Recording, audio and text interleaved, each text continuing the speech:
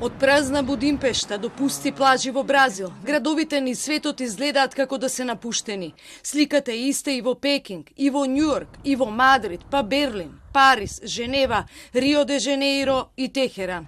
Плоштадите се празни, луѓето живеат повлечени во домовите, на улиците поминуваат само ургентните возила. Ова е мапата на светот денеска. 170 земји имаат заболени. Повеќе од половина милион луѓе се во битка со коронавирусот.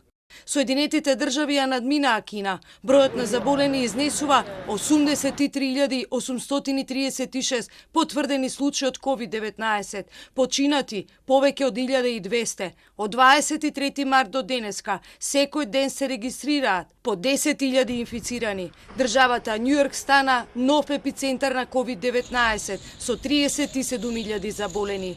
Италија и понатаму е најпогодена европска држава каде COVID-19 однесе 8.165 животи. Заболени се повеќе од 80.500 луѓе.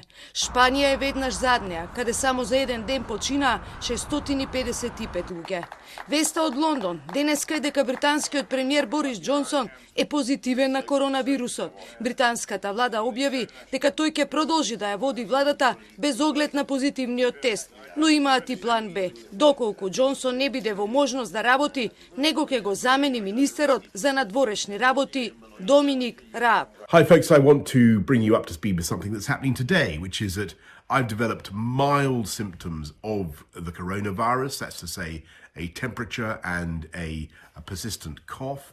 And on the advice of the chief medical officer, I've taken a test that has come out positive. So I am working from home, I'm self-isolating, and that's entirely the right thing to do. But be in no doubt that I can continue, thanks to the wizardry of modern technology, to communicate with all my top team to lead the national fight back against coronavirus. Научниците во Лондонскиот Imperial College проценуваат дека од коронавирусот би можеле да починат околу 1,8 милиони луѓе во светот. Руската влада соопшти дека коронавирус е откриен и во Кремљ, но не е објавено кој е заразен. Болниците во Париз за 48 часа ќе ги исполнат сите капацитети и повеќе нема да има место за да се примаат нови пациенти.